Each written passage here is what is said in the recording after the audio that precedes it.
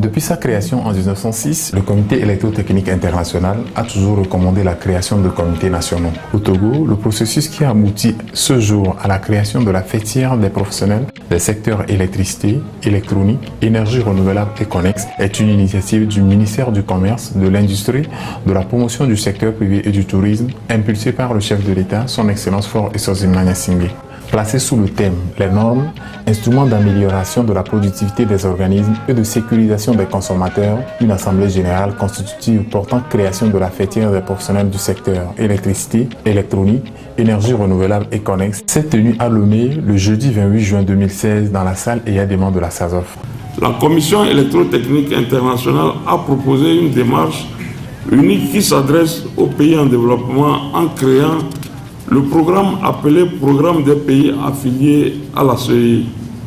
Les pays qui participent à ce programme reçoivent le soutien de la CEI dans de nombreux domaines, y compris dans l'adoption des normes internationales CEI, afin de les aider à être plus performants dans l'utilisation de ces normes. Ainsi, vous pourrez assainir le secteur et aussi bénéficier des normes de la Commission électronique internationale, dont une délégation de la branche africaine a bien voulu participer à cette assise en vue d'appuyer la mise en place du comité national et aider à l'utilisation du programme des pays affiliés de la CEI. Sur ce, je déclare au nom de Madame le ministre du Commerce, de l'Industrie et de la promotion du secteur privé et du tourisme, ouverte l'Assemblée générale constitutive du secteur des professionnels de l'électricité, de l'électrotechnique et des activités connexes pour la mise en place du comité électrotechnique national. Je vous remercie de votre aimable attention. En effet, le domaine de la normalisation requiert le consensus, notamment les producteurs, les fabricants, les distributeurs, les importateurs et les enseignants doivent convenir de la vision commune à définir dans les caractéristiques de la norme. Ainsi, se réunir en fédération s'avère nécessaire et très pratique pour ces professionnels. Le secteur de l'énergie, particulièrement l'électricité et les énergies renouvelables, souffre de la non-qualité au regard des énormes pertes que notre pays et les consommateurs enregistrent malgré les gros efforts que le gouvernement déploie pour son développement. Ces pertes coûteraient, d'après les estimations, environ 250 milliards de francs CFA par an à notre pays, soit une perte de l'ordre de 40% des charges générées depuis la production jusqu'au transport, la distribution et la consommation sera énorme. Et lorsqu'on cherche les causes de ce mal qui gangrène notre pays, on retrouve essentiellement à la base les difficultés d'accès aux normes y afférentes et le défaut de leur mise en pratique. Ainsi créée, la fêtière agira en qualité de comité électrotechnique national chargé de mettre en œuvre et de promouvoir les textes normatifs de l'électrotechnique dans notre pays.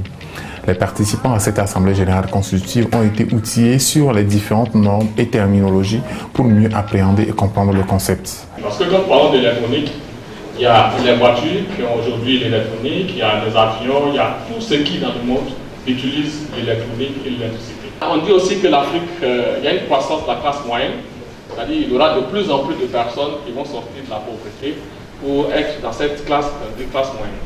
En 2020, on estime à 120 millions de personnes. Donc ces 120 millions de personnes-là auront besoin des équipements, qui soient des équipements fonctionnels, corrects, n'est-ce pas? Voyez-vous, quand quelqu'un commence à travailler, il prend une voiture, il achète une maison, il a des climatiseurs, il a tout ça. Parce que par ailleurs, si vous fournissez des produits qui ne sont pas conformes, l'énergie ne va pas suffire, l'électricité ne va pas suffire parce que les consommations ne sont pas maîtrisées, etc. Au terme de ce processus, qui crée définitivement la fêtière, le bureau élu a pour mission de faire la promotion de plus de 200 normes et de faire adhérer toutes les parties prenantes pour mieux servir les consommateurs. Dans tous les pays du monde, depuis 1906 que la CEI a été créée, on demande qu'il y ait un comité national qui s'occupe des problèmes d'électrotechnique.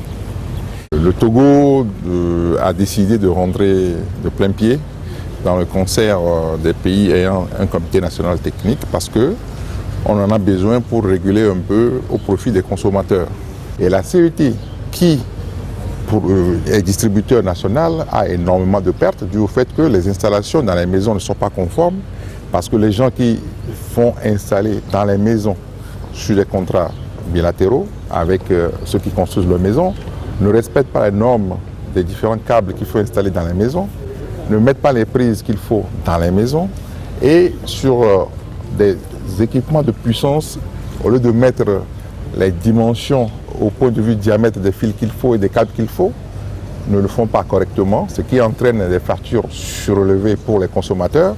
Et aujourd'hui, l'avènement de ce comité va permettre de réguler depuis le producteur au distributeur jusqu'au consommateur un certain nombre de règles, parce que le Togo va se doter des normes qui vont permettre de dire qu'au Togo désormais, on n'aura que ce type de prise uniquement dans le pays. Quand un pays a adhéré au dispositif, il est de sa responsabilité d'utiliser ce système dans son pays, n'est-ce pas?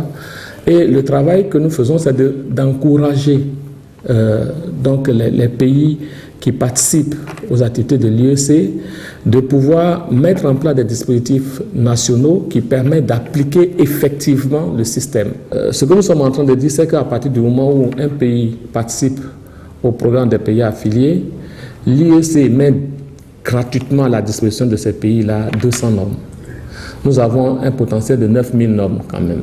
Donc 200 normes qui sont gratuites et le pays va avoir accès à ces 200 normes à travers le comité national électrotechnique. L'intérêt, c'est aussi donc de protéger les consommateurs parce que il est bien d'avoir un produit, mais la question est de savoir est-ce que ce produit répond à ce qu'il prétend être. Si le Togo arrive à adopter 50 comme norme nationale, le Togo va passer donc à un autre statut qu'on appelle le statut d'affilié de plus, où il pourra avoir accès à 400 normes. On va essayer de mettre un peu d'ordre dans tout ce qui est matériel électrique qui est importé au Togo pour que le consommateur puisse être protégé. En cette année de réalisation de l'infrastructure qualité en Afrique, le Togo marque déjà ses pas au petit trou vers des normes reconnues au plan local et à l'international.